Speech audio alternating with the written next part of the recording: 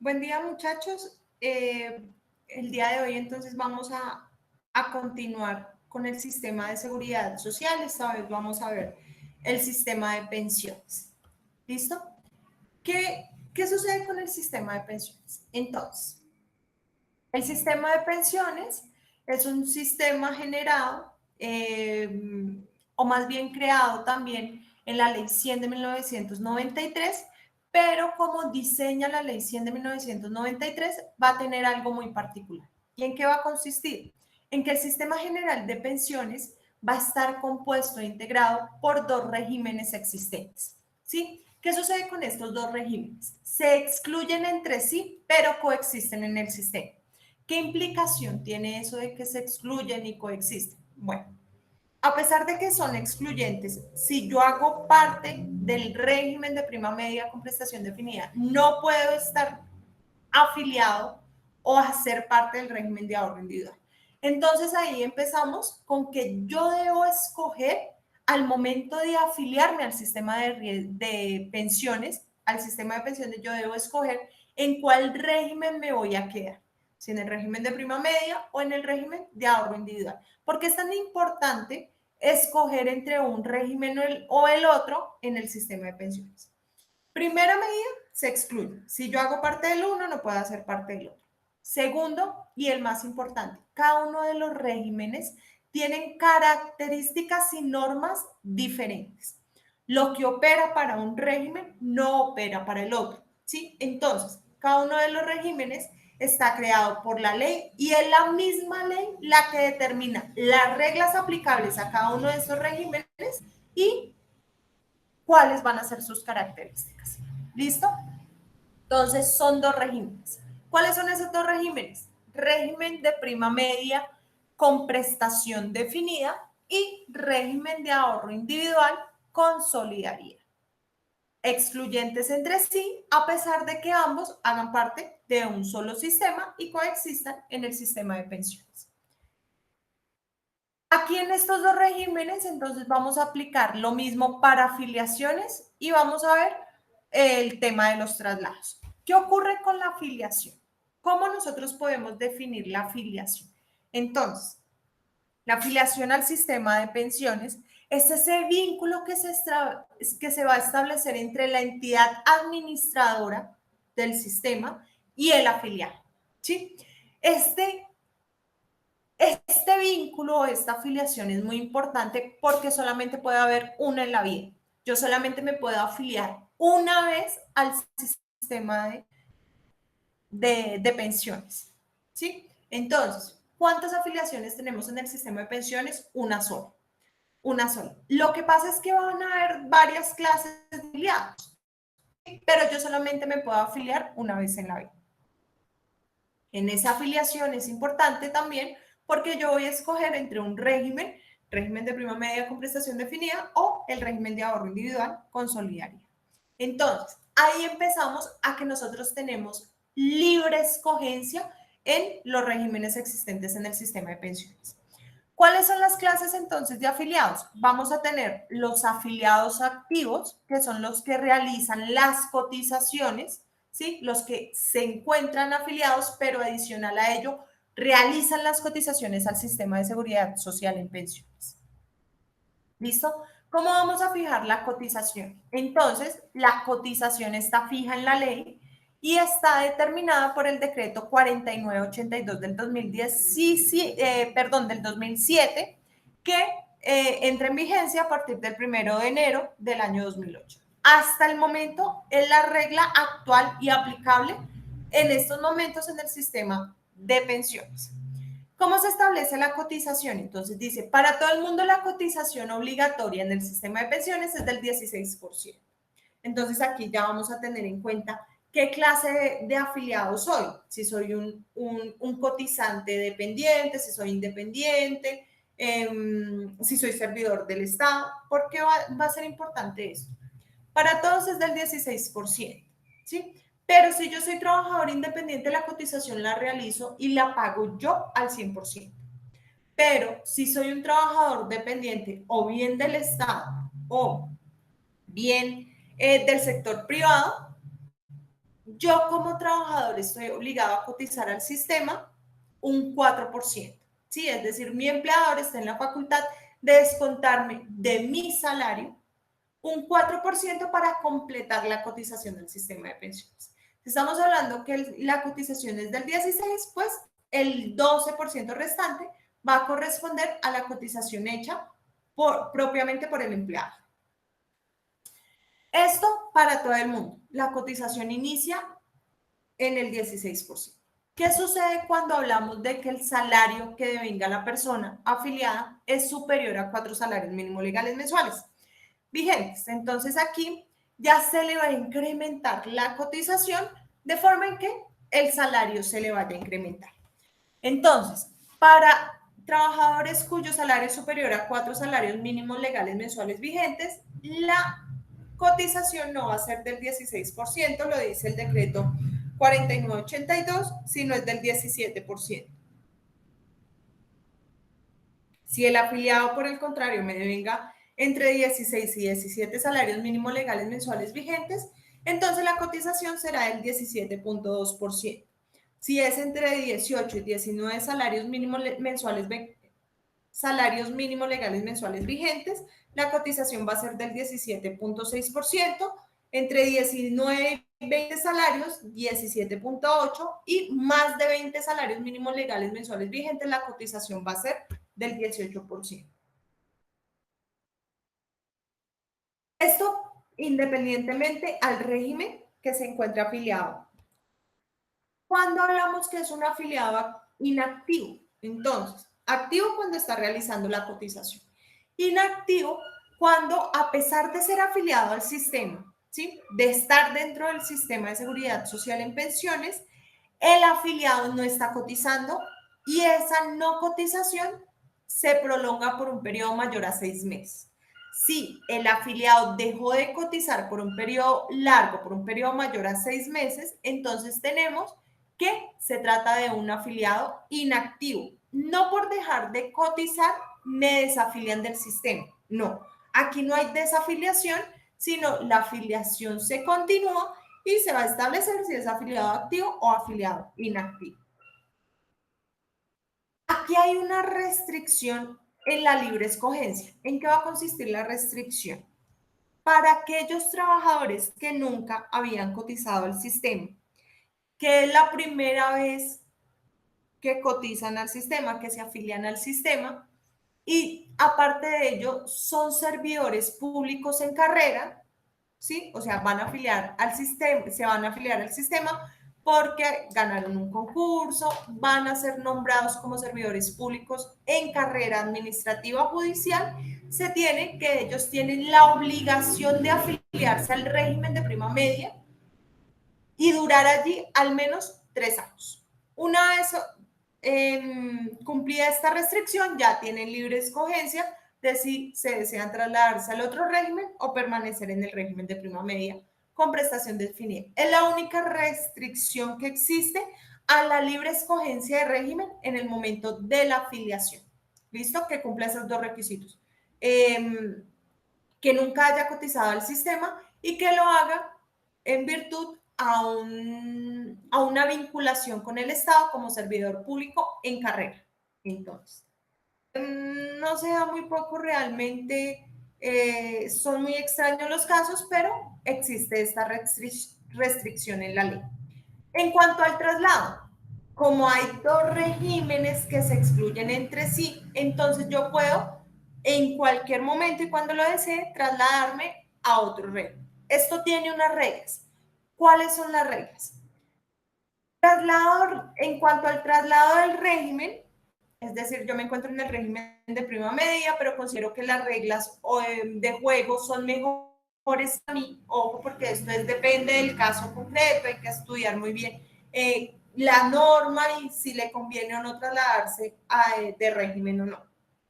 Entonces, yo me encuentro en el régimen de prima media con prestación definida y me quiero trasladar de régimen, es decir, al régimen de ahorro individual con solidaridad. Coloquialmente lo llamamos el régimen de Colpensiones, que es la administradora que encargada en el régimen de prima media, es decir, de los fondos públicos, o bien el régimen de ahorro individual. Entonces, los fondos privados, sí. Las administradoras en el régimen de ahorro individual son los fondos privados como Porvenir, Colfondos, All Mutual y Protección. Esas son las administradoras de fondos privados que hacen parte del régimen de ahorro individual con solidaridad. En cambio, la única administradora en el régimen de prima media con prestación definida va a ser Colpensiones. Entonces, yo me puedo cambiar. Entonces, ahí sí coloquialmente la gente dice, no, me va a cambiar de Porvenir o de los fondos privados a Colpensiones. Ahí estamos hablando de traslado de régimen, pasar de un régimen a otro. ¿Listo? Aquí tiene una restricción. ¿Cuál es la restricción? Que yo, una vez me haya trasladado de régimen, debo permanecer allí al menos 5 años. ¿Sí? Entonces, ¿qué significa esto? Que yo puedo realizar el traslado de régimen cada 5 años. Y hay otra restricción y es una de las más importantes, que yo debo hacer ese traslado antes de cumplir 10 años, más bien antes de que me falten 10 años para cumplir la edad pensional. La edad pensional actualmente en Colombia se encuentra establecida para hombres 62 años, para mujeres 57 años. Antes estaba establecida en 50 y 55, 50 para mujeres, 55 para hombres, luego subió a 60 y 55 y actualmente la norma que rige actualmente en cuanto a edad pensional está que para hombres es de 62 años y para mujeres de 57. ¿Qué quiere decir esto? Frente al traslado de régimen, ojo, traslado de régimen, yo, si ya me faltan menos de 10 años para mi edad pensional, yo como soy mujer, entonces antes de los 47 años, debo trasladarme de régimen. ¿Por qué? Porque una vez superada esa edad, no me puedo trasladar. No puedo tener ningún tipo de traslado de régimen porque la norma me lo restringe. Aquí hay dos precisiones frente a los dos regímenes existentes y es en la pensión familiar que ambos cónyuges que van a ser beneficiarios de esa pensión familiar, que la vamos a estudiar más adelante, estén afiliados al mismo régimen. Y por lo tanto, en cuanto a la restricción de los 10 años antes de la edad pensional, pues no aplica al momento de que los cónyuges o compañeros permanentes estén en regímenes diferentes, como se requiere que ambos estén en un mismo régimen y que hayan cumplido ya la edad pensional, entonces se pueden tener ningún tipo de inconveniente. Eso frente a la pensión familiar. Y segundo, en las reformas pensionales siempre debe estar determinado un régimen de transición. Asimismo ocurrió con la Ley 100 de 1993. ¿Qué es lo que pasa? El régimen de transición aplica para pensiones, para personas afiliadas al régimen de prima media con prestación definida. Si se trasladan al régimen de ahorro individual con solidaridad, pierden el régimen de transición. Entonces, que a mí me aplica el régimen de transición, que es que yo no me pensiono con las reglas nuevas, sino con las anteriores, que son mucho más benéficas. Entonces, yo, si me paso al régimen de ahorro individual con solidaridad, que se crea a partir de la ley 100 del 93, y no me he trasladado al régimen de prima media para pensionarme con la ley anterior, lo puedo hacer en cualquier momento. ¿Listo? Si los fondos, de hecho, no conceden ese traslado, a pesar de que yo soy beneficiaria del régimen de transición, se puede solicitar mediante proceso judicial.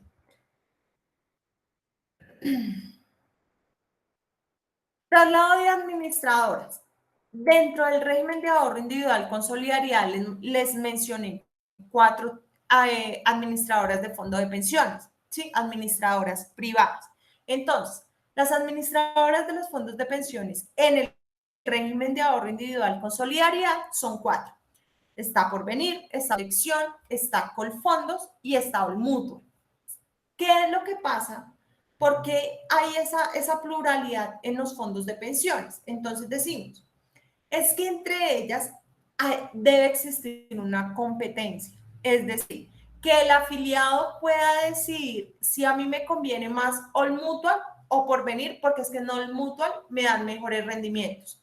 Entonces, es una competencia que se genera entre ellas para generar mayores afiliados con el único fin y propósito que ellos puedan tener una libre escogencia incluso entre administradoras. Entonces, yo estando dentro del mismo régimen, que es el régimen de ahorro individual, pero en una administradora del fondo de pensiones y me quiero pasar a otra, lo puedo hacer. Esto se llama traslado entre administradoras. Y la restricción para este tipo de traslados es que yo debo permanecer en el fondo de pensiones al menos 6 meses. Es decir, yo puedo estar haciendo traslados de una administradora a otra porque a mí me conviene más, estoy viendo más sus rendimientos y me parece mucho más favorable. Entonces, efectivamente, yo me puedo estar cambiando de administradora, pero tengo la restricción de los 6 meses. Ya vamos a ver entonces qué sucede en cada uno de los regímenes específicos. ¿Listo? En el régimen de prima media con prestación definida. Aquí este régimen que está en el sistema pensional, entonces se considera un régimen solidario entre generaciones. ¿Qué pasa aquí? Aquí todas las cotizaciones o todos los ingresos que llegan en virtud del sistema de pensiones hacen parte de un fondo común. ¿Y qué pasa con ese fondo común? Entonces dice, es un sistema de pago de pensiones intergeneracional. ¿Qué significa esto o qué quiere decir? Que las pensiones que actualmente se están pagando en el régimen de prima media se pagan con las cotizaciones que hacen los actuales afiliados. ¿En qué consiste eso? Todo va para un mismo fondo, todo va para una misma bolsa. De esa bolsa vamos a pagar las pensiones. ¿Y quiénes cotizan a esa bolsa? Los afiliados. ¿Sí? Entonces, aquí no estamos hablando que es que yo ya tengo en mi cuenta en Colpensiones X plata. No. Aquí no vamos a hablar de plata o aquí no vamos a hablar de cuentas individuales. ¿Por qué no? Porque la cuenta en el régimen de prima media es una sola. De allí se saca el pago de todas las pensiones. Por lo tanto, todos los afiliados al régimen de prima media estamos pagando las actuales pensiones. Cuando nosotros nos lleguemos a pensionar, entonces van a ser los jóvenes de ese futuro los que vayan a pagar nuestras pensiones. Y así sucesivamente. Por eso se habla que es solidario entre generaciones. ¿Sí? Una generación le paga la pensión a la otra generación. Entonces, aquí en el régimen de prima media con prestación definida, régimen solidario de prima media con prestación definida, va a estar Colpensiones únicamente. ¿Quién es Colpensiones administradora del fondo de pensiones en el régimen de prima media? Es el fondo público, ¿sí? Y está conformado única y exclusivamente por la administradora colombiana de pensiones Colpensiones. Así se llama, así se establece. Ella es la que va a encargarse de administrar esa bolsa común, ese fondo público común, ¿sí? Ese fondo colectivo. Aquí hablamos que se trata de una prestación definida, como lo dice su nombre, régimen de prima media con prestación definida, porque las cotizaciones están en la ley y la prestación también está en la ley. ¿Sí? ¿Qué significa esto? Yo no puedo hacer cotizaciones diferentes a las que me dice la ley. Solo voy a cotizar al sistema de pensiones lo que me dice la ley. El sistema no me deja cotizar dinero diferente. ¿Sí? Eso en primera medida. En segunda medida, ¿qué sucede? Aparte de yo estar cotizando solo lo que me diga la ley, yo me voy a pensionar con unas reglas que me dice la ley. ¿Sí? Esas reglas entonces va a ser el ingreso base de liquidación, va a ser el porcentaje, una fórmula decreciente de acuerdo al salario. Bueno, son un poco más técnicas que si tuviéramos pues el tiempo lo explicaríamos a detalle, pero pues aquí lo vamos a definir más que todo conceptos y pues me disculpan pues el tiempo también, muchachos. ¿Qué sucede con el régimen de ahorro individual? Con solidaridad. Este régimen de ahorro individual, entonces, aquí ya la financiación de las pensiones se realizan a través de cuentas individuales de ahorro. ¿Sí? ¿Por qué de cuentas individuales de ahorro? Porque yo en mi fondo de pensiones tengo mi cuenta y esa cuenta es mía y de nadie más. ¿Sí? Esa cuenta es mía. ¿Qué sucede? Aquí ya en esta cuenta, ya mi cotización va para mi cuenta de ahorro individual, no para el fondo común como sucede con el régimen de prima media, sino yo voy a tener mi propia cuenta. ¿Sí? Es como un banco que va a administrar unos dineros, pero estos dineros son correspondientes al sistema de pensiones. ¿Qué va a hacer entonces la administradora del fondo de pensiones? Va a centrarse en acumular el capital pensional de la cuenta de cada afiliado, ¿sí? Entonces, con esos dineros que yo tengo en mi cuenta de ahorro individual pensional, la administradora pues va a invertir, va a tratar de generarme unos rendimientos, ¿sí? Y esos rendimientos también son míos. Adicional a ello, como se trata de ahorrar, aquí, a diferencia del régimen de prima media, sí me permiten cotizaciones voluntarias, es decir, me permiten cotizaciones adicionales al 16% o al 17% de acuerdo a mi salario tal vez, pero me lo permite. ¿Por qué? Porque aquí la idea es reunir un capital suficiente que me permita financiar mi pensión del futuro. ¿Con qué se me va a pagar la pensión futura? Con lo ahorrado en el sistema durante toda mi vida laboral. A diferencia del sistema público, pues que allá no me van a tener en cuenta si yo ahorré o no ahorré, sino que las afiliaciones en ese momento, los afiliados me van a pagar a mí la pensión. Aquí en el régimen de ahorro individual, no. Aquí quien se paga la pensión es uno mismo con sus propios ahorros provenientes de las cotizaciones obligatorias, de las cotizaciones voluntarias e incluso de los mismos rendimientos financieros. Pensión de vejez en el sistema de pensiones. ¿Qué sucede con la pensión de vejez? Vuelvo y reitero, aquí hay unas reglas diferentes e independientes en cada uno de los regímenes, ¿sí? Aquí los regímenes entonces van a tener unas reglas de juego propias a cada régimen. Y las reglas, ¿dónde las encontramos? En la Ley 100 de 1993. Vamos entonces a estudiar cuáles son esas reglas, de acuerdo al régimen. Si estamos hablando del régimen de prima media con prestación definida, administrado por el sistema, por el fondo Colpensiones, entonces Colpensiones me va a reconocer a mí una pensión de vejez. ¿En qué momento? Aquí la ley me especifica cuándo yo voy a tener acceso a un derecho pensional o cuándo voy a tener acceso a mi pensión de vejez. Me pone dos requisitos fijos. El primero es la edad. Como ya les decía anteriormente, la edad actualmente en Colombia está prevista para hombres en 62 años, edad pensional, o para mujeres en 57 años. Yo no puedo hablar de derecho pensional si yo no he cumplido la edad, ¿vale? Y el segundo requisito son las cotizaciones mínimas al sistema, que yo debo haber cotizado al menos actualmente 1.300 semanas. Equivalen más o menos a 26 años de trabajo, ¿sí? Entonces, para yo poder hablar de un derecho pensional consolidado, yo tengo que haber cumplido dos requisitos, los dos. No, bueno, profe, y si yo cumplí edad pero no cumplí semanas, no tiene derecho a la pensión. Bueno, y si cumplí semanas pero no edad, no tiene derecho a la pensión. ¿Por qué? Porque la pensión de vejez únicamente se accede a ella con el cumplimiento de esos dos requisitos. Edad pensional, 62 años si es hombre, 57 si es mujeres, y cotizaciones mínimas que son 1.300 semanas actualmente. Hay unos requisitos especiales para pensiones especiales, ¿sí? Como por ejemplo, una pensión de vejez en disminuidos físicos, psíquicos o sensoriales. Aquí, cuando la persona tiene una deficiencia calificada superior al 50%, pues solamente se le van a exigir 1.000 semanas cotizadas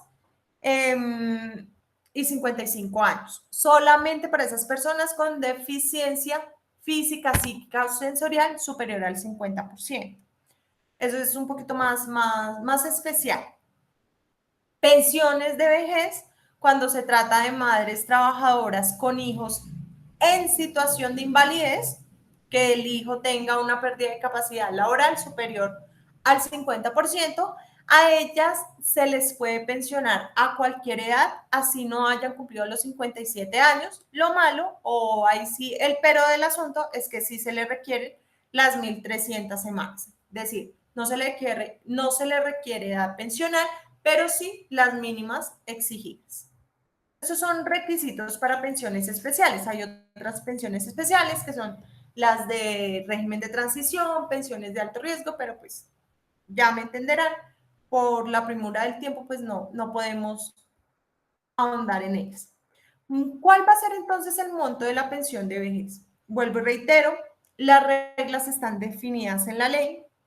Aquí vamos a tener en cuenta tres cosas específicas. Ingreso base de liquidación, ¿cuál va a ser el ingreso base de liquidación en este caso? Aquí vamos a promediar lo devengado por el pensionado o por el afiliado que va a pensionarse, el promedio de los últimos 10 años cotizados. ¿Sí? Cogemos su historia laboral, verificamos cuáles son esos últimos 10 años y cuál fue el salario base de cotización, es decir, el salario sobre el que se hizo la cotización al sistema de pensiones, lo vamos a promediar y de allí sacamos el salario base de liquidación. Pero no es eso lo que va a corresponder o va a ser nuestro monto de pensión, no. Aquí vamos a determinar un porcentaje del IBL, del ingreso base de liquidación.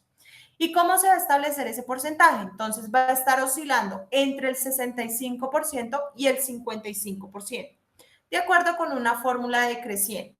¿Qué significa esto? Que si yo devengo un salario mínimo o un poquito más del salario mínimo, pero en el tope del salario mínimo, vamos a empezar con un porcentaje del 65%. Si yo ya voy en el monto de los 20 salarios mínimos, entonces empezamos con un porcentaje del 55%, de forma decreciente, que significa que a más salarios, menos porcentaje. ¿Listo? Y a menos salario, pues más porcentaje entre el 65 y 55% del ingreso base de liquidación. Y la liquidación definitiva, una vez tomamos ese porcentaje, vamos a incrementarlo en un 1.5% cada 50 semanas adicionales a las mínimas requeridas. ¿Qué significa esto? Que si yo tengo 1.300, no tengo 1.300, tengo 1.400, por cada 50 semanas de más a las 1.300, se me va a estar incrementando un porcentaje de 1.5% al porcentaje de IBL. Es decir, si yo estaba en el 65, entonces por cada 50 semanas se me va a incrementar 1.5%. ¿Listo? Esto para calcular monto de pensión en el régimen de prima media. ¿Cuál es la cuantía mínima y máxima en el fondo, en el sistema de pensiones? El sistema de pensiones en el régimen de prima media con prestación definida, el monto mínimo es de un salario mínimo legal mensual vigente. ¿Qué significa? Que en Colombia no pueden haber pensiones inferiores al salario mínimo legal, ¿sí? El monto mínimo, el piso de las pensiones de vejez y de invalidez y de sobrevivientes en el sistema de pensiones va a ser de un salario mínimo legal mensual vigente. Y no solo en el sistema de pensiones, también en el de riesgos laborales. El monto está fijado en un salario mínimo legal mensual vigente. De acuerdo con la 797 del 2003, se fijó el monto máximo en 25 salarios mínimos mensuales legales vigentes. Ninguna pensión, por más que haya ganado el trabajador o el afiliado, no puede superar esos 25 salarios mínimos legales mensuales vigentes. ¿Cómo se reajustan las pensiones en Colombia? En Colombia hay dos formas de reajustar pensiones. Si estamos hablando de pensiones mínimas, es decir, pensiones equivalentes a salario mínimo legal mensual vigente, se ajustan cada año desde el 1 de enero de cada año, se reajustan esos valores conforme aumenta el salario mínimo, solo para pensiones igual o equivalentes a salario mínimo legal mensual vigente. Pensiones más altas. Estas pensiones se reajustan anualmente con fecha de 1 de enero con el índice de precios al consumidor, con el IPC del año inmediatamente anterior al reajuste. Entonces, pensiones mínimas lo que aumenta el salario mínimo y pensiones más altas con el IPC del año inmediatamente anterior. Indemnización sustitutiva. ¿En qué consiste la indemnización sustitutiva? En que yo llegado tengo que cumplir 3 requisitos. Entonces lo voy a definir y vamos a establecer más concretamente esos requisitos.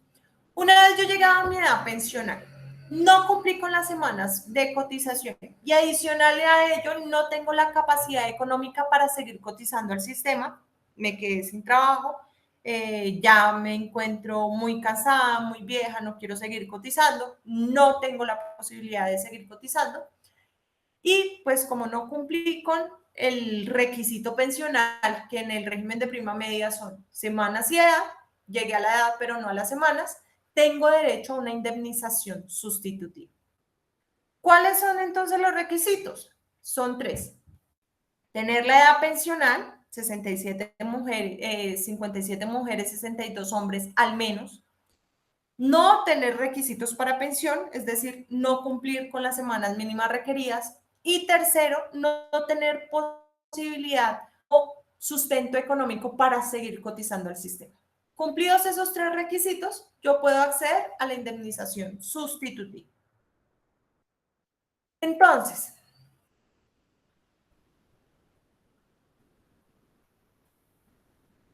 este derecho a la indemnización sustitutiva nace cuando yo tengo edad pensional, pero no cumplí con requisitos, cuando estoy en medio de una situación de invalidez, tampoco cumplí con requisitos, o a pesar de haber fallecido, mis beneficiarios no cumplieron con los requisitos, o yo afiliado no cumplí con requisitos. ¿Listo?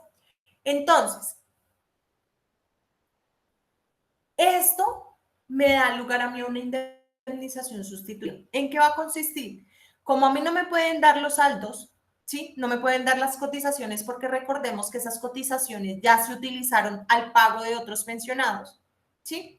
Entonces a mí me van a dar un dinero a título de indemnización, ¿sí? Con un cálculo no me van a dar todo lo cotizado, pero sí me van a generar o a dar un dinero a título de indemnización. ¿Listo?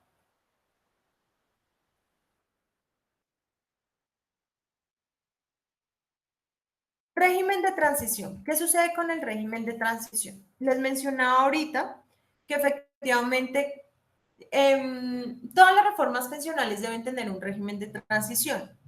Reforma pensional estructural, ¿sí? En este caso, la reforma estructural fue la Ley 100 de 1993. Trae esta reforma un régimen de transición. ¿Qué sucede con ese régimen de transición? Era aplicado para aquellos afiliados que al 1 de abril del año 1994 cumpliera con uno de 2 requisitos. El primero, que si era mujer tuviera 35 años o si era hombre tuvieran 40 años. O el segundo requisito aquí no es como el derecho pensional, que sí o sí tienen que ser los dos, sino es que cumpla cualquiera de los dos, que a esa fecha, el 1 de abril de 1994, tuviera 15 años cotizados, ¿sí? Hubiera prestado servicio durante 15 años. ¿Qué sucede con el régimen de transición?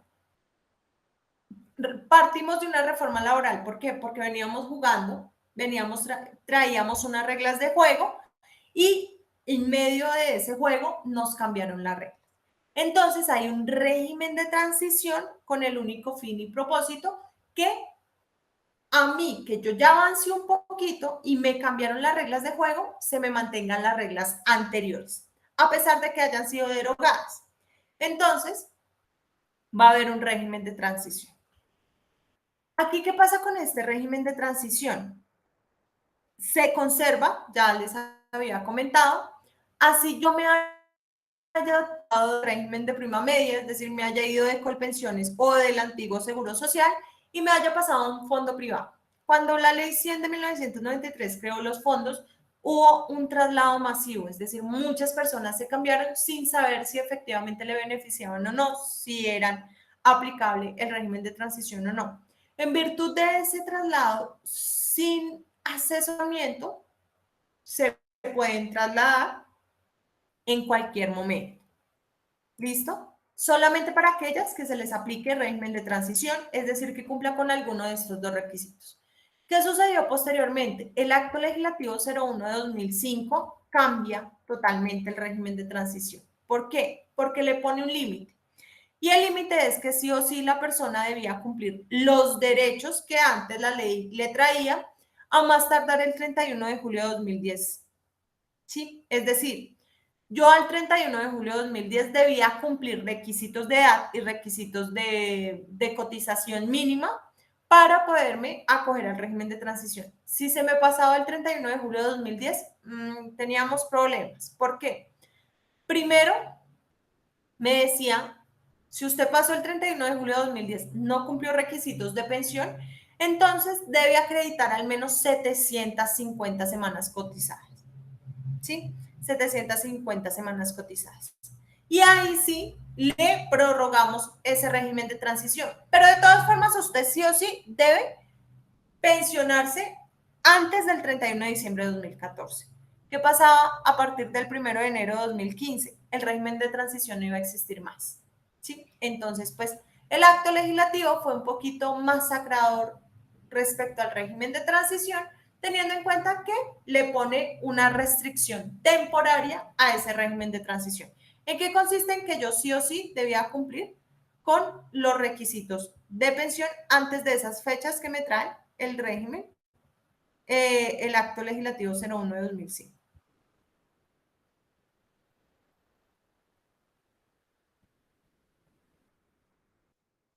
Esto en el régimen de prima media prestación definida.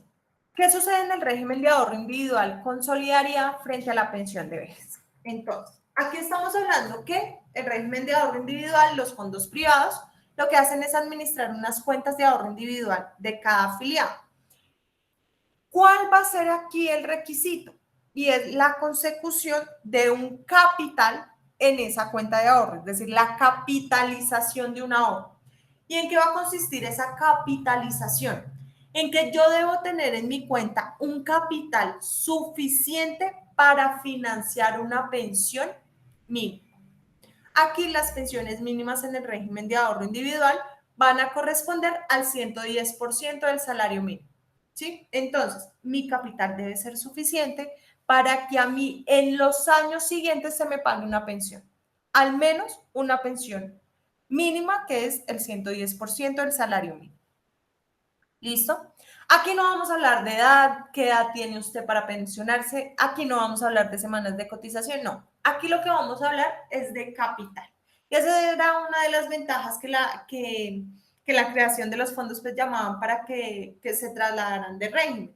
No, mire, es que usted si quiere se puede pensionar antes de la edad que fija el régimen de prima media. ¿Por qué? Porque aquí no le vamos a pedir ningún tipo de edad, sino vamos a pedir es capital, que el capital sea suficiente.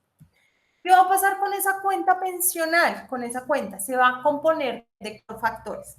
Primero van a estar las cotizaciones obligatorias y son aquellas obligatorias para todo el mundo que están previstas en la norma, en la ley 100, con las modificaciones entonces del decreto del 2007 que veíamos, que es del 16%. Si gana más de 4 salarios mínimos legales, entonces será el 17 y así, con las cotizaciones obligatorias. También van a permitirse unas cotizaciones voluntarias. ¿En qué consiste? En que aparte de sus cotizaciones obligatorias, es decir, del 16%, que sí o sí a todos nos toca cotizar al sistema de pensiones, usted puede generar otro ingreso a esa cuenta, es decir, consignar. Es como anotar otros dineros diferentes a la cotización obligatoria para que se le acreciente el capital de esa cuenta de ahorro individual. Entonces, recuerden que aquí hablamos es de una capitalización, ¿sí? Que me sirva para que en un futuro me pueda financiar con lo que yo he ahorrado en mi vida laboral. Entonces, si bien es cierto, la ley me puede limitar al 16%, la cotización obligatoria, yo si quiero puedo hacer un 20 o un 25% de cotización entre obligatoria y voluntaria con el fin de acrecentar más y más ese capital. Tercero, también se me va a constituir o se me va a conformar esa cuenta de ahorro con los rendimientos financieros. Entonces, recuerda, aquí va a haber, los fondos de pensiones van a tener un portafolio, ¿sí? Un portafolio que es el propio fondo de pensiones y son dineros sagrados. Pero adicional a ello, ellos tienen una posibilidad de que con esos ingresos puedan hacer inversiones, o bien en la bolsa, o bien en proyectos, o bien en commodities, ¿sí? Hacer otro tipo de inversiones con el fin de acrecentar esas cuentas, ¿sí? A eso los vamos a llamar rendimientos financieros, movimientos ajenos al fondo que consisten en una inversión, ¿sí? Y que de acuerdo a mis rendimientos, eso también me va acrecentando la cuenta de ahorro individual. Por último, va a consistir el bono pensional. ¿Qué es eso del bono pensional? Entonces aquí ya tenemos problemas con cuando la gente, no, es que yo quiero reclamar mi bono pensional. Una cosa es bono pensional y otra cosa es lo ahorrado, la devolución de saldos, que ya la vamos a ver. ¿Qué pasa acá con el bono pensional? Entonces, cuando hay traslado de régimen, ¿sí? De régimen de prima media a régimen de ahorro individual, aquí no vamos a trasladar dinero, ¿sí? Porque recuerden que el dinero en el régimen de prima media ya se utilizó, ya se gastó, no hay dinero. ¿Por qué? Porque allá se pagaron las pensiones. Entonces, allá yo no me voy a trasladar, no es como una cuenta de ahorros que yo voy de mi cuenta en banco trasladando, ¿sí? Mi dinero. No, aquí lo que pasa es que el régimen de prima media va a emitir un bono pensional al favor del fondo del régimen de ahorro individual que va a corresponder a un dinero, más bien a las semanas que yo coticé en el régimen de prima media, pero representado en un dinero. ¿Sí? Es un título o valor que va a poder ser redimido por el fondo de pensiones en el momento de la pensión del afiliado. Entonces, bono pensional va a corresponder a esa representación en dinero de las semanas que yo llegué a cotizar en el régimen de prima media. De eso se compone la cuenta de ahorro pensional, ¿sí? Aquí vamos a tener tres modalidades de pensión. ¿Cuáles son las modalidades de pensión en el RAIS? Va a ser la modalidad de retiro programado, la modalidad de renta vitalicia y la modalidad de retiro programado con renta vitalicia. Tres modalidades en el fondo de en el régimen de ahorro individual consolidado. ¿En qué consiste cada una de estas? Modalidad de retiro programado. Aquí solamente aparece en la operación el fondo de pensiones y el pensional, ¿sí? ¿En qué va a consistir? El fondo de pensiones, recuerden, administra mi cuenta.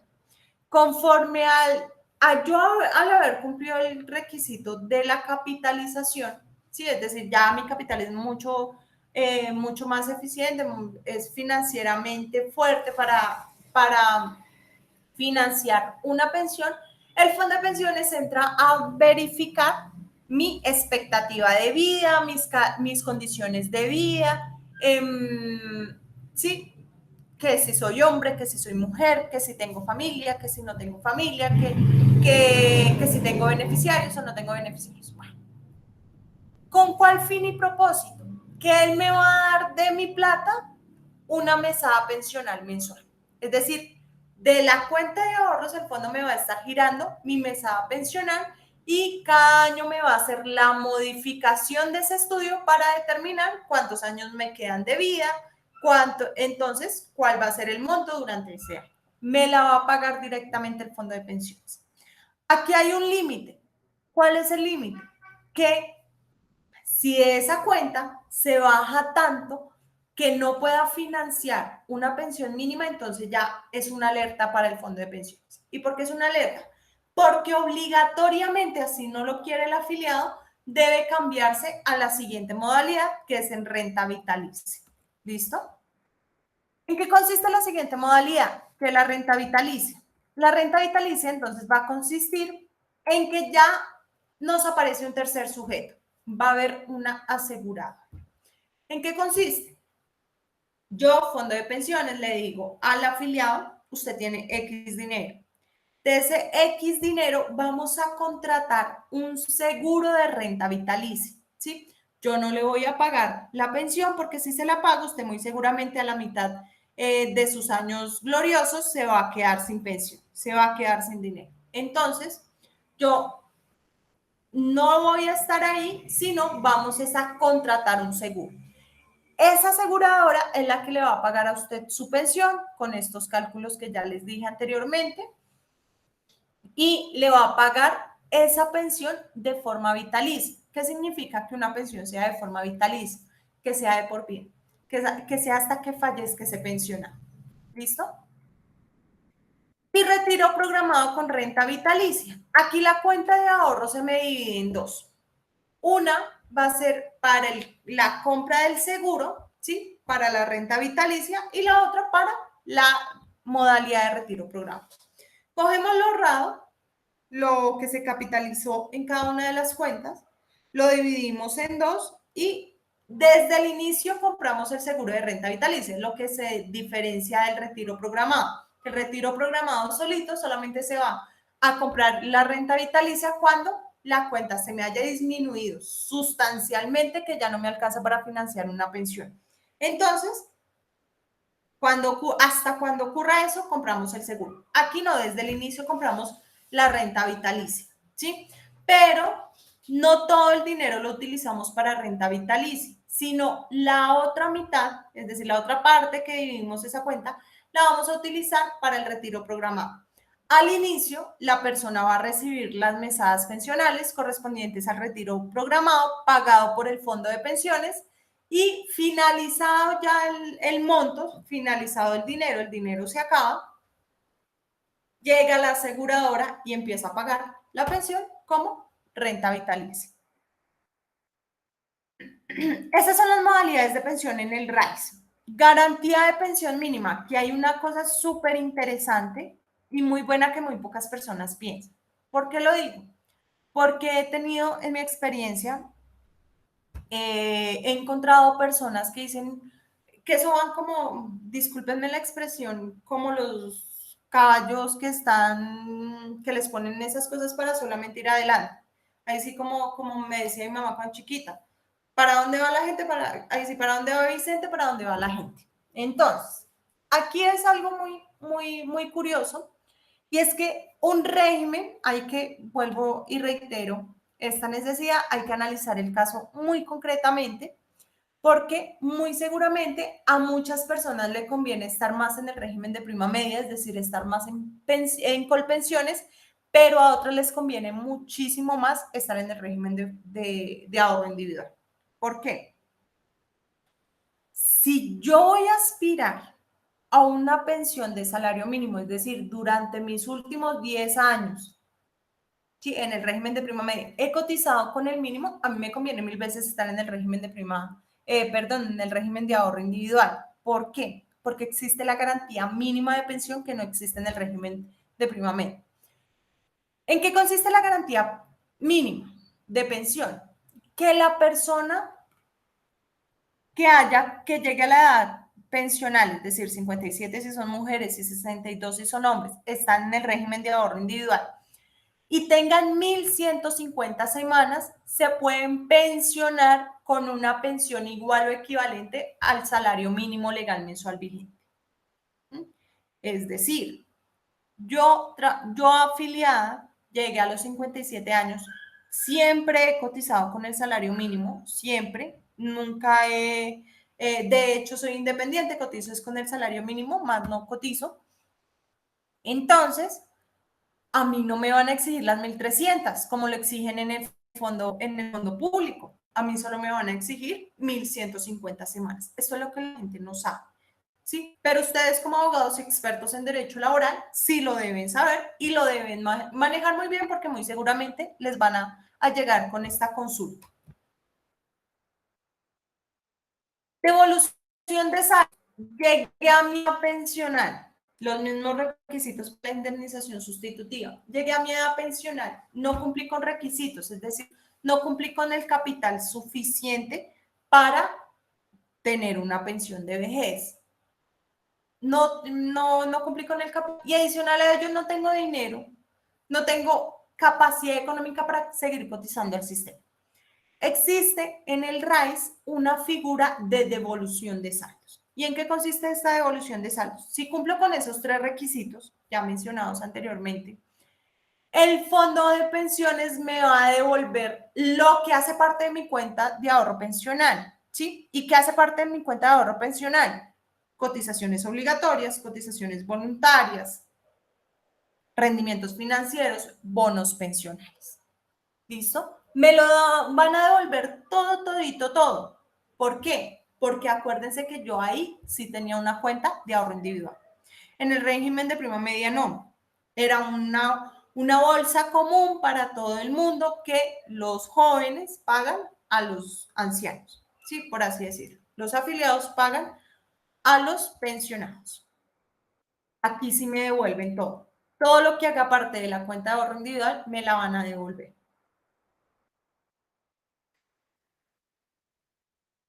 Pensión de sobrevivientes y de invalidez tienen las mismas reglas independientemente del régimen al que yo me encuentro afiliado. ¿Listo? Entonces vamos a operar aquí mismas reglas para ambos regímenes. ¿En qué van a consistir entonces estas reglas?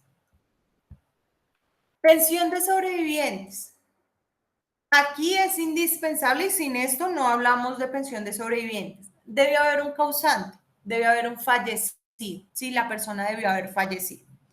Y esta contingencia es la muerte del afiliado o del pensionado. ¿Listo? Entonces la pensión de sobrevivientes va a activarse esta prestación económica cuando hay un fallecido, cuando hay un causante, cuando alguien murió. ¿Sí? Vamos a determinar entonces la diferencia de cuando muere el uno, cuando muere el otro y cuáles son los requisitos para la pensión de sobrevivientes. Aquí esta prestación económica lo que busca es proteger el ingreso del núcleo familiar, ¿sí? De la familia, proteger a la familia. ¿Por qué? Porque a pesar de perder su ser querido, y lo sé que ningún dinero va a recuperar la pérdida de un ser querido, y mucho menos cuando hace parte del núcleo familiar. Además de esa pérdida, se procura que tampoco la familia se quede desprotegida en cuanto al ingreso, es decir, que no pierda el ingreso que traía esa persona que falleció cuando aún estaba con vida. ¿Cuáles son los requisitos entonces para la pensión de sobrevivientes? Van a haber 3 requisitos. Primero, indispensable que haya un fallecimiento, ¿sí? Que un afiliado o pensionado haya fallecido, ¿sí? Entonces, primer requisito, fallecimiento de un afiliado o de un pensionado. ¿Cuál es la diferencia de un afiliado y de un pensionado? Cuando hablamos de que el que murió fue un afiliado al sistema, que no ha cumplido todavía su derecho pensional, hablamos de pensión de sobrevivientes. Pero si quien fallece es un pensionado, no vamos a hablar de pensión de sobrevivientes, sino de sustitución pensional. ¿Listo? Hay que tener en claro, entonces, cuando hay muerte de un afiliado y muerte de un pensionado. Cotizaciones mínimas del afiliado. ¿Sí? Si el fallecimiento ocurre de un afiliado, el sistema me va a exigir unas cotizaciones mínimas. ¿Y en qué consisten esas cotizaciones mínimas? Que antes de la muerte del afiliado, 3 años antes, al menos haya cotizado 50 semanas. ¿Sí? Tenemos la fecha de la muerte y de esa fecha de la muerte contamos 3 años atrás y verificamos si durante esos 3 años atrás el afiliado cotizó al menos 50 semanas. Y beneficiarios de la pensión, que existan beneficiarios de la pensión, ¿sí? Los beneficiarios de la pensión entonces están determinados en el artículo 47 de la ley 100, que es modificado por la ley 797 de 2003 en su artículo 13. ¿Listo? Entonces, ojo, necesitamos cumplimiento de 3 requisitos. Que haya un fallecido afiliado o pensionado, que haya cotizaciones mínimas cuando hablamos de afiliado y que haya beneficiarios de esa pensión. Ojo, beneficiarios de la pensión. No son los mismos herederos, no. Una cosa son herederos y otra cosa son beneficiarios de la pensión. ¿Qué vamos a hablar entonces de los beneficiarios? La ley y la jurisprudencia han ido construyendo esta teoría de los beneficiarios de la pensión y los han determinado en 4 grandes grupos. ¿Listo? Si no hay beneficiarios, así como los vamos a ver, no va a haber pensión de sobrevivientes, no va a haber sustitución pensional. Si estamos hablando que falleció un pensionado, hasta ahí quedó la pensión. ¿Listo? Hasta ahí quedó la pensión. Si estamos en el régimen de prima media, ahí no mire nada, ahí no tiene derecho a nada. ¿Listo? Si estamos hablando en el RAIS, ¿sí? De pensionado, y la pensión que escogió ese pensionado es de retiro programado, entonces van a haber unos saldos en esa cuenta de ahorro individual y eso va a acrecentar la masa sucesoral, ¿sí? Si no hay beneficiarios.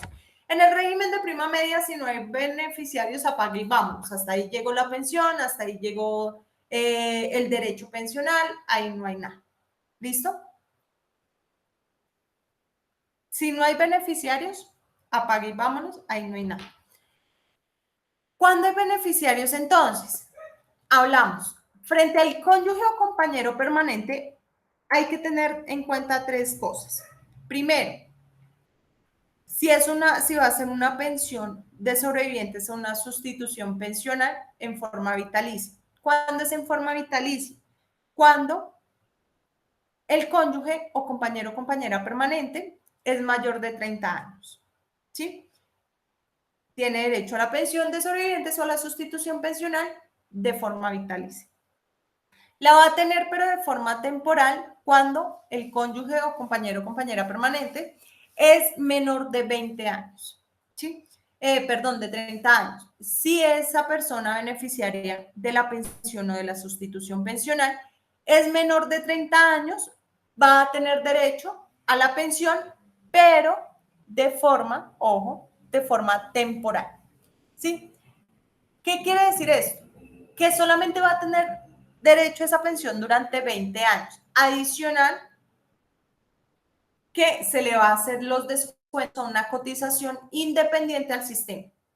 ¿Sí? Que a pesar de ser pensionado, a pesar de que el sistema le está pagando el ingreso, de allí se contar una cotización al sistema de pensiones para que en un futuro no sea pensionado de sobrevivientes o sustitución pensional, sino sea una pensionada de vejez. ¿Listo? Esto para entonces cónyuge o compañero permanente menor de 30 años y que no haya tenido hijos con pensionado, con el pensionado o solo para el pensionado. Esto fue lo que estudiamos entonces con la sentencia de la semana pasada.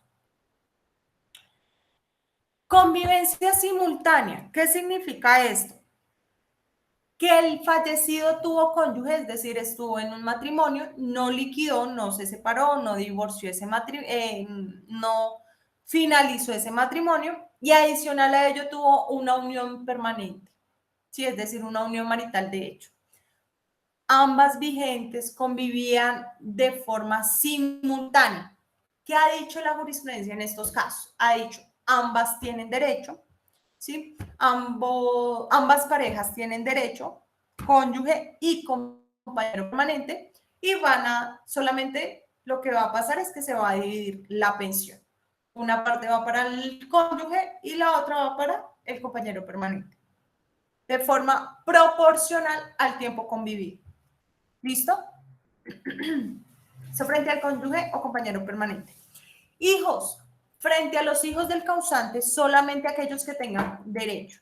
¿Y quiénes tienen derecho? Entonces van a estar menores de 18 años, tienen derecho sin discusión alguna y sin lugar a dudas a su pensión de sobrevivientes.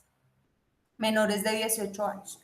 Mayores de 18, pero menores de 25, sí están estudiando, ¿sí? Si están estudiando, es decir, si se encuentran en incapacidad para laborar en razón a sus estudios, ¿sí? Porque se encuentran estudiando y como están estudiando, pues no están trabajando, entonces no generan ningún tipo de ingresos, son beneficiarios de una pensión de sobrevivientes. Tercero, hijos inválidos que dependían económicamente de sus padres. Lo van a tener de forma vitalicia o hasta que perdure esa invalidez. ¿Sí? Es decir, el momento en que él recupere su capacidad laboral, va a haber la pensión de sobrevivientes. Y adicional a ello, los hijos de crianza. ¿sí? La jurisprudencia constitucional y la jurisprudencia ordinaria en este último año ha reconocido a los hijos de crianza. Ojo, la constitucional sí es de mucho tiempo atrás, pero la ordinaria laboral sí más o menos un año lleva en un avance frente a los hijos de crianza en cuanto a beneficiarios de la pensión de sobrevivientes. ¿Cuáles son los hijos de crianza? Que a pesar de que no tengan conmigo ningún tipo de vínculo consanguíneo o civil, es decir, producto de una adopción, yo lo he tratado como hijo, ¿sí? La comunidad, la sociedad lo reconoce como mi hijo. Por lo tanto, ese hijo que, si nos miramos por vínculos de sangre o por vínculos civiles, no es hijo mío, pero yo lo he criado así, yo lo he mantenido, ¿sí? Le he satisfacido sus necesidades básicas, me deben reconocer entonces la pensión de sobrevivientes como hijo de crianza. Frente a los padres, aquí con los padres hay una connotación muy importante que quiero que entendamos y es que solamente los padres van a ser beneficiarios de una pensión de sobrevivientes. Sí, solo si el afiliado del pensionado murió y no dejó cónyuge o compañera permanente o hijos con derecho. ¿Sí? ¿Por qué? Porque si dejó cualquiera de los dos o ambos, los padres pierden el derecho de ser beneficiarios. ¿Sí? Aquí es única y exclusivamente cuando falte cónyuge o compañero permanente o hijos. ¿Sí? Si no hay ninguno de esos dos beneficiarios, tienen derecho los padres. Y ojo, no todos los padres. ¿Cuáles son los padres con derecho? Aquellos que hayan dependido económicamente en vida del fallecido, del causante. ¿Sí? Esa dependencia no la piden que sea absoluta, es decir, que su subsistencia, su calidad de vida toda es porque en vida el hijo le daba esa calidad de vida a su padre o a su madre. No. Aquí lo que nos dice es que depende económicamente, de forma parcial o de forma total. No nos interesa, ¿sí? Si dependía de ese afiliado, de ese pensionado, vamos a seguir protegiendo ese ingreso. Porque recuerden que con la pensión se busca la protección del ingreso, no solamente al trabajador, sino al núcleo familiar. Padres beneficiarios.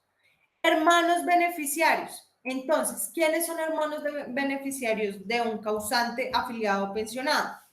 Aquí vamos a tener en cuenta que no hay ninguno de los tres grupos. No hay cónyuge o compañero permanente, no hay hijos con derecho, no hay padres. ¿Sí? Solamente hermano beneficiario o hermano con derecho, aquel hermano inválido del causante que dependía económicamente. Me dice el artículo 13 de la ley 797. ¿Qué dijo la Corte Constitucional al respecto? Dijo, nosotros vamos a declarar exequible condicionalmente este artículo, este apartado. ¿En qué va a consistir esa condición?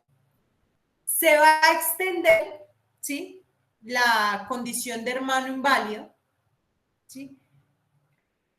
O más bien, la condición de hermano con derecho, aquellos que sin ser inválidos o sin tener una discapacidad calificada, tengan imposibilidad a generar ingresos en virtud de estudios, ¿sí? Por lo tanto, van a ser beneficiarios también de la pensión, hermanos, cuando falte obviamente los padres, falten también los hijos, falten cónyuge o compañero permanente, van a ser beneficiarios hermanos, menores de edad, todos. Y adicional a ello, los hermanos mayores de 18, pero menores de 25 que se encuentren estudiando y por razón de estudios estén incapacitados para generar ingresos. Eso en cuanto a los beneficiarios. En cuanto al monto, ¿cómo vamos a calcular el monto? Vamos a tener en cuenta si estamos hablando de pensión de sobrevivientes o de sustitución pensional. ¿Por qué? Porque si es de sustitución pensional, va a ser, es decir, quien falleció es el pensionado, va a equivaler el monto al 100% de lo que él recibía como pensión en vida. Si hablamos de pensión de sobrevivientes, vamos a calcular, ojo, que la pensión de sobrevivientes en ningún caso puede ser inferior a un salario mínimo legal mensual vigente, pero tampoco puede ser superior al 75% del ingreso base de cotización. Perdón, de liquidación, ingreso base de liquidación. ¿Cómo vamos a calcular ese IBL? Con el promedio de lo cotizado durante los últimos 10 años anteriores al fallecimiento. Profe, pero es que falleció y solamente tenía 4 años cotizados. Si no cumple con los 10, vamos a tener en cuenta la totalidad del tiempo cotizado por ese afiliado que nos falleció. Entonces, ¿cuál va a ser la cuantía? Va a variar si estamos hablando de pensionado o de afiliado. Pensionado, entonces, como ya lo decía, 100% de la pensión que éste disfrutaba en vida, sustitución pensional. Afiliado va a ser, vamos a tener en cuenta aquí las semanas cotizadas, ¿sí? ¿Por qué? Porque vamos a empezar con un 45%, ¿sí? Si el afiliado tenía más de 500 semanas de cotización, ese 45% se le va a incrementar en un 2% por cada 50 semanas. Sin exceder, o sea, no se nos puede exceder el monto de la pensión en un 75% en estos casos. Si el fallo cumplió con requisitos de semanas, es decir, tenía las 1.300 o tenía más, ¿sí? Cotizaciones mínimas. Pero pues no disfrutó de la pensión porque no llegó a la edad pensional, porque no reclamó la pensión y falleció. Los beneficiarios de la pensión van a tener derecho al monto de la pensión correspondiente al 80% de esa pensión, del ingreso base de liquidación. ¿Qué pasa si no cumplen los requisitos? Es que falleció el pensionado, el afiliado y no cumplió con las 50 semanas de cotización antes del fallecimiento durante los 3 años anteriores a ese fallecimiento. Régimen de prima media, indemnización sustitutiva, con lo que vimos de la indemnización sustitutiva. Régimen de ahorro individual, entonces va a haber lugar a que los beneficiarios reciban una pensión, una devolución de saldos. Pero, ¿qué sucede si no hay beneficiarios? Lo que esté en la cuenta de ahorro pensional, ¿sí? Va a acrecentar la sucesión, es decir, va a ser un activo dentro de la sucesión de ese causante o de ese fallecido. Esto en cuanto a la pensión de sobrevivientes. En cuanto a la pensión de invalidez, aquí vamos a estar frente a una situación de una enfermedad o producto de un accidente. El afiliado se nos invalidó. El afiliado está en condiciones de invalidez. ¿Cuándo nosotros decimos que un afiliado está en condiciones de invalidez? Cuando en virtud de un accidente o una enfermedad, aquí en el sistema de pensiones completamente ajeno a las labores desempeñadas como trabajador, producto de ese siniestro, producto de ese accidente o de esa enfermedad, su capacidad laboral se vio significativamente disminuida. ¿En qué consiste esa disminución? En que perdió la capacidad laboral en un porcentaje superior al 50%. ¿Sí? Entonces, yo producto de un accidente, un ejemplo, quedé inválido. Sí, ya no puedo laborar, ya no puedo ejercer las funciones que yo desempeñaba antes. Por lo tanto, tengo una pérdida en mi capacidad laboral y esa pérdida debe ser superior al 50% para yo hablar que estoy en condiciones de invalidez. ¿Cuáles son los requisitos aquí para la pensión de invalidez? Entonces, aquí nos van a exigir, obviamente, la pérdida de capacidad laboral superior al 50%. Y adicional a ello me van a exigir una cotización mínima. ¿En qué consiste esa cotización mínima? Que yo mínimo debía haber cotizado al sistema 50 semanas dentro de los 3 años anteriores a la declaratoria de la pérdida de capacidad laboral. Ojo, a la declaratoria, pero en la fecha de estructuración. ¿Sí? Si estoy hablando de que mi pérdida de capacidad laboral fue por un accidente, es 50 semanas de cotización previos a los 3 años de la ocurrencia de ese accidente, que fue lo que me generó la pérdida de capacidad laboral. Pero si estamos hablando de la enfermedad, es 50 semanas de cotización previo a los 3 años de esa pérdida de capacidad laboral como consecuencia de esa enfermedad. ¿Sí? Entonces, ojo ahí con eso. Vamos a tener en cuenta la fecha de estructuración de la pérdida de capacidad laboral para determinar el requisito de cotizaciones mínimas. Si yo tengo 26 años, me dice la norma, si yo tengo 26 años y caí en una situación de invalidez, solamente el fondo me va a exigir no 50 semanas de cotización, sino 26 semanas dentro del último año anterior al accidente o a la pérdida de capacidad laboral producto de la enfermedad. Esos son los requisitos. ¿Cómo vamos a establecer el monto de la pensión? Entonces, igualmente vamos a determinar un ingreso base de liquidación que va a ser el promedio de lo cotizado durante los 10 años anteriores a la invalidez, ¿sí? O si solamente coticé menos tiempo de los 10 años, pues va a tenerse en cuenta todo lo cotizado. Aquí vamos a tener en cuenta la pérdida de capacidad laboral, el porcentaje del PCL, ¿sí? Si el PCL es menor al 66%, entonces el monto de la pensión se me va a calcular en un 45% del IBL, el ingreso base de cotización. Y por cada 500 semanas, ¿sí? O sea, y por más de 500 semanas, pasadas las 500 semanas de cotización, o sea, yo coticé durante más de 500 semanas, por cada 50 se me aumenta un 1.5%.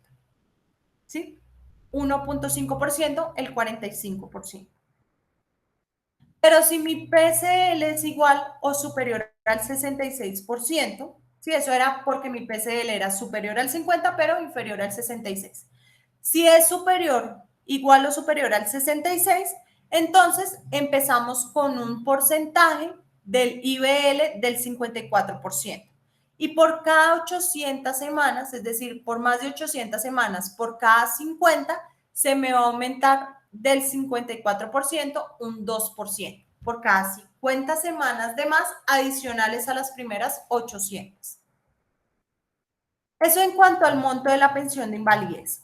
Si no cumplo con los requisitos, es decir, tengo el PCL superior al 50%, pero no cumplí con las semanas mínimas de cotización, voy a tener derecho a una indemnización sustitutiva si estoy en el régimen de prima media o una devolución de saldos si estoy hablando o si estoy afiliada al RAIS.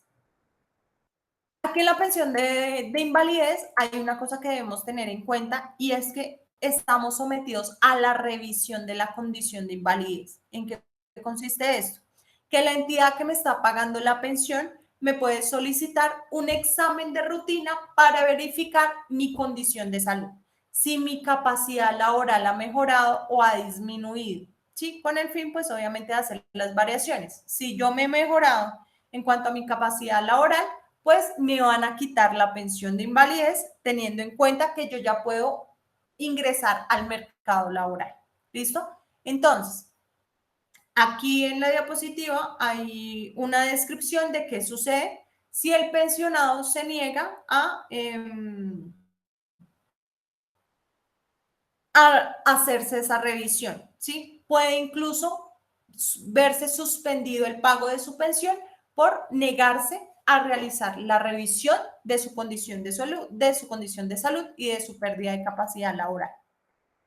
Incompatibilidad. Ojo, si yo estoy pensionada, esto hablando en el régimen, en el sistema de pensiones, si yo estoy pensionada por invalidez, yo no me puedo pensionar por vejez, porque ya utilicé los recursos del sistema de pensiones. ¿Sí? ¿Para qué los utilicé? Para que me estén pagando la pensión de invalidez. Pensión de invalidez y pensión de vejez son incompatibles, ¿sí? Yo no puedo tener pensión de invalidez y pensión de vejez al mismo tiempo. ¿Cuándo son compatibles y no se excluyen? cuando yo tengo pensión de invalidez del sistema de riesgos laborales y cumplo con los requisitos para la pensión de vejez. Porque aquí sí son compatibles, porque se están hablando de prestaciones económicas reconocidas por dos sistemas de seguridad social diferentes. ¿Listo? Si yo, entonces, producto del sistema de riesgos laborales, me reconocieron y me están pagando una pensión de invalidez, riesgos laborales, sí es compatible la pensión de vejez en el sistema de pensiones. ¿Listo? Es en el único caso. ¿Por qué? Porque si mi pensión me la están reconociendo de invalidez sistema de pensiones, no me puedo pensionar de vejez. Otras prestaciones en el sistema de pensiones. El Estado colombiano, con el fin de ampliar el sistema pensional, estableció dos figuras que también hacen parte del sistema de pensiones, y es la pensión familiar y los beneficios económicos periódicos. ¿En qué consiste la pensión familiar? Entonces, aquí la pensión familiar va a consistir en aquellas parejas dentro de una familia que no hayan cumplido con los requisitos de forma separada. Es decir, una pareja, ¿sí? El cónyuge o compañero o compañera permanente, por ellos solos no cumplen con los requisitos de pensión. Es decir, o cada uno, ninguno de los dos cumple con la capitalización en el régimen de ahorro individual, y en el régimen de prima media ninguno cumple con el tema de edad ni de semanas cotizadas, sobre todo de semanas cotizadas. Separados no cumplen, pero si juntamos los esfuerzos de ambos miembros de la pareja, vamos a encontrar que sí cumplen con los requisitos pensionales. Vamos a otorgar a esa familia, a esa pareja, una pensión familiar, ¿sí? Es decir, una pensión para los dos. Características de esta pensión familiar. Entonces, ¿qué va a ocurrir con la pensión familiar? Va a haber va a tenerse en cuenta que la pensión familiar se constituye por las cotizaciones que han realizado los dos miembros de esa pareja, ¿sí? Se toma en cuenta, segundo, la situación de que los dos miembros, de que ninguno de los dos cumple con requisitos pensionales, ¿sí? Si uno de los dos cumplió, no hay lugar a la pensión a la pensión familiar. Es necesario, indispensable que ninguno de los dos cumplan con ese requisito pensional. Adicional a ello, que la pareja, que ambos miembros de la pareja estén afiliados al mismo régimen pensional, ¿sí? Que no pueden estar por separado, sino que sea un esfuerzo compartido en el mismo régimen. Y que la pensión familiar, o la pensión familiar se va a extinguir por causa del divorcio. Va a lugar a otro tipo de prestaciones ajenas a la pensión. ¿Listo? La otra característica, que recuerden que uno de los afiliados en el sistema de salud obligatorios son los pensionados. ¿Qué sucede con la afiliación de una pensión familiar? La afiliación en salud va a quedar el cotizante, el que tenga más dinero ahorrado, ¿sí? O más semanas cotizadas, y el beneficiario de la cotización de salud va a ser el que tenga más poquitas semanas o más poquito capital. ¿Listo? Eso frente a las características. Hay requisitos de acuerdo a cada uno de los regímenes. Son unos requisitos diferentes. En el régimen de prima media, piden, aparte pues que ambos cumplan con las mínimas requeridas, que ambos tengan la edad pensional, piden requisitos de estrato, solamente pueden acceder a la pensión familiar en el régimen de prima media aquellas parejas o aquellas familias que se encuentren clasificadas en el SISBED en los niveles 1 y 2. Monto de la pensión, solamente la pensión familiar puede ser del salario mínimo en el régimen de prima media, no puede ser superior al salario mínimo. Filia al sistema, que al menos cada beneficiario en el régimen de prima media, cuando tenía 45 años, haya cotizado el 25% de las semanas mínimas de cotización, ¿sí? El 25% de las semanas mínimas requeridas en el régimen. Y vínculos de pareja, que solamente sean beneficiarios de la pensión de familiar una vez en la vida, ¿sí? No pueden andar repartiendo sus semanas con parejas y parejas para acceder a la pensión familiar. En el RAIS, ¿qué sucede en el RAIS con los requisitos? Aquí solamente se exige el capital. Aquí no va a tener requisitos de estrato, no va a tener requisitos de fidelidad, no va a tener ni siquiera restricciones en cuanto a la cuantía. Pueden ser pensiones más altas del salario mínimo si el capital así lo permite.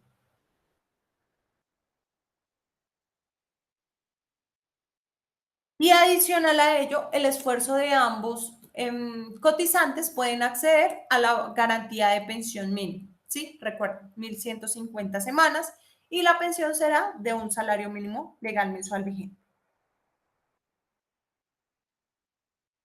¿Qué ocurre entonces en el divorcio o la separación? ¿Sí? Que la pareja se separó o se divorció. La pensión familiar se extingue. Se extingue la pensión familiar, ya no vamos a hablar de pensión familiar, pero ojo, cada miembro de la familia va a recibir un beneficio económico periódico equivalente al 50% del monto de la pensión. Es decir, pensión familiar como tal no vamos a hablar, sino que cada uno de los miembros de esta pareja va a recibir un porcentaje igual al 50% de lo que recibía en su pensión a título de BEPS, a título de beneficio económico periódico. En el REIS, ¿qué es lo que sucede? Si estamos hablando, entonces, una pensión familiar en la modalidad de renta vitalicia, pues la pensión familiar se va a extinguir y cada uno va a recibir mensualmente el 50% de esa pensión de renta vitalicia. Si no estaban en la renta vitalicia, sino sus dineros todavía sean parte de una cuenta de ahorro individual, por ejemplo, la pensión familiar se daba en la modalidad de retiro programado, pues los dineros que todavía quedan en la cuenta van a ser parte del activo social de esa pareja. ¿Listo? En el divorcio o en la liquidación de la sociedad conyugal o patrimonial. Fallecimiento. ¿Qué ocurre si una de los miembros de la pareja falleció? Si hay hijos, el 50% de esa pensión va a destinarse a los hijos con beneficio. Si no hay hijos, sino queda el cónyuge o compañero permanente, entonces el 50% que se le daba a la pareja, pues la va a recibir en un 100%, la pensión familiar la va a recibir el cónyuge superstite, el cónyuge que le sobreviva al fallecido. Beneficios económicos periódicos. ¿En qué consiste? El acto legislativo 01 del 2015 vio la posibilidad de otorgar unos beneficios económicos periódicos, inclusive inferiores al salario mínimo. ¿Por qué se llaman beneficios económicos periódicos? Porque la Ley 100 y la Constitución Política de 1991 limita las pensiones en Colombia en el salario mínimo. Es decir, en ningún caso y por ninguna razón se le puede reconocer a ningún colombiano una pensión inferior al mínimo. Por lo tanto, con el acto legislativo 01 del 2005 se crea la posibilidad de que el fondo de pensiones, Colpensiones, ¿sí? En el régimen de prima media, se determine que se pueda entregar un ingreso, ¿sí? Incluso inferior al salario mínimo. De hecho, no puede ser superior al salario mínimo, tiene que ser sí o sí inferior al salario mínimo y que va a corresponder en un BEPS, ¿sí? ¿Qué pasa? Yo tengo, si cumplo con la edad pensional y no cumplo pues con los requisitos de pensiones, pues tendré derecho a una indemnización sustitutiva. ¿Qué me dice el Fondo de Pensiones Colpensiones? Me dice, usted esa plata, fijo, usted se la gasta. Venga, nosotros le administramos esa plata. Como incentivo para que usted tenga un BEPS, le vamos a dar un 20% de lo ahorrado. es decir, si son 20 millones, le vamos a dar un 20%, que serán 4 millones. Usted va a tener 24 millones de pesos. ¿Sí son 24? 2 por 2, 4.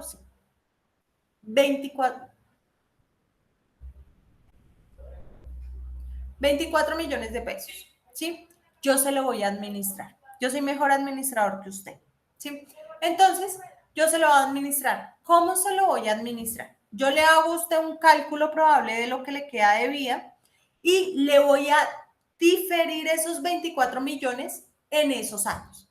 Y de forma bimensual o trimestral, es decir, cada 2 meses o cada 3 meses, le voy a estar dando un ingreso de acuerdo con ese monto que usted tiene aquí ahorrado y que aparte le estoy reconociendo el 20%. Es súper bueno, venga y no retire su dinero, sino venga y lo convierte en BEPS. No va a recibir el dinero en un solo contado, lo va a recibir chan con chan, se lo voy a diferir en los años probables que le queda y adicional a ello le voy a dar el 20%.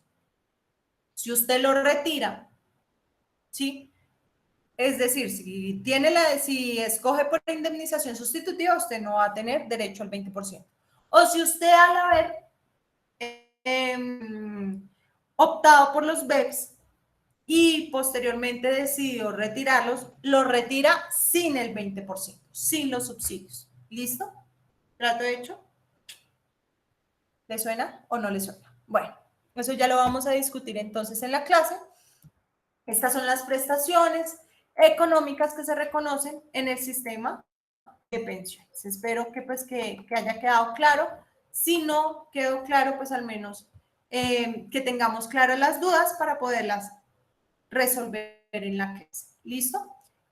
Nada, muchachos, síganse cuidando. Queda entonces pendiente el otro video de riesgos laborales para que también lo estudien.